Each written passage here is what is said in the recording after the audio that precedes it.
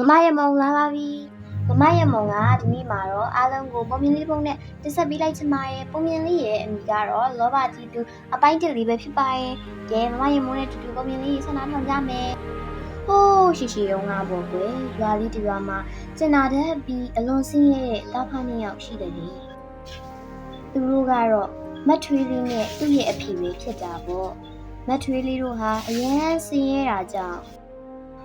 သူမရဲ့အဖေဟာတောထဲမှာထင်းခုတ်ပြီးဝင်ငွေရှာရတာပေါ့ကွယ်။ဒီနေ့မှာမတ်ထွေးလေးရဲ့အဖေဟာနောက်အိမ်အောင်ပြုလိုက်တဲ့ကွယ်။နောက်အိမ်အောင်နဲ့အတူသမီးလေးတစ်ယောက်လည်းပါလာတာပေါ့ကွယ်။ဒီလိုနဲ့မတ်ထွေးလေးရဲ့အဖေဟာကျမ်းမာရေးထူကြလာခဲ့တော့တာပေါ့။ရက်ပတ်တစ်ပတ်အနည်းငယ်ကြာတဲ့အချိန်မှာတော့မတ်ထွေးလေးရဲ့အဖေဟာကွယ်လွန်သွားခဲ့တာပေါ့ကွယ်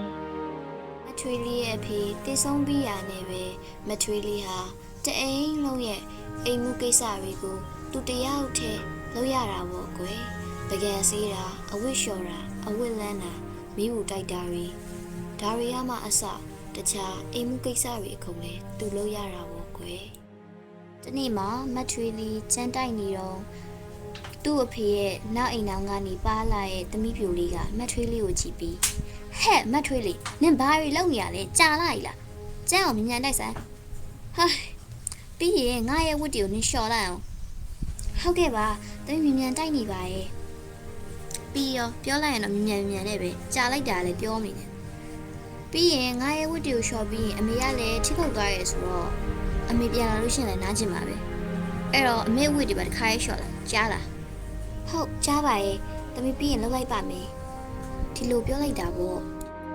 မလှပရဲ့ညနေခင်းလေးတစ်ခုမှာပေါ့မထွေးလေးကရေတော့ခတ်မယ်ဆိုပြီးရေအိုးလေးကိုယူပြီးအပြင်ကိုထွက်သွားပါတော့ရေခတ်ပြီးပြန်လာတဲ့လမ်းမှာမောပန်းနှွန်းနေရဲ့အဖွားကိုတယောက်ကိုတွေ့တယ်အဖွားကမထွေးလေးကိုကြည့်ပြီးစကားလမ်းပြောတာပေါ့သမီးလေးအဖွားကိုရေလေးနည်းနည်းလောက်တိုက်ပါလားကွယ်အဖွားရေစာနေလို့ပါ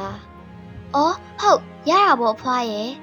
အဲ့ဒီအချိန်မှာမထွေးလေးကလည်းအဖွားကိုရေခတ်တိုက်လိုက်တာပေါ့ကွယ်အဖွားကိုလည်းမထွေးလေးတိုက်တဲ့ရေကိုတောက်ပြီးသမီးလေးကစိတ်ကောင်းရှိလိုက်တာကျင်လဲကျင်တာတတ်တယ်သမီးလေးကိုအဖွားစုပေးမယ်နော်သမီးလေးမမရမုံပြပြရဲ့လောဘကြီးသူအပိုင်းတစ်ကလေးကတော့ဒီမှာရင်ပြီးဆုံးသွားပါပြီမမရမုံရဲ့ဗီဒီယိုလေးတွေကိုအခုလို့အဆုံးထိရှုပေးရတဲ့သူတွေအားလုံးကိုမမရမုံချစ်သူအများကြီးတင်ပါတယ်နောက်ထပ်လောဘကြီးသူအပိုင်းနှစ်မှာပြန်ဆောင်ကြမယ်နော်ဘိုင်ဘိုင်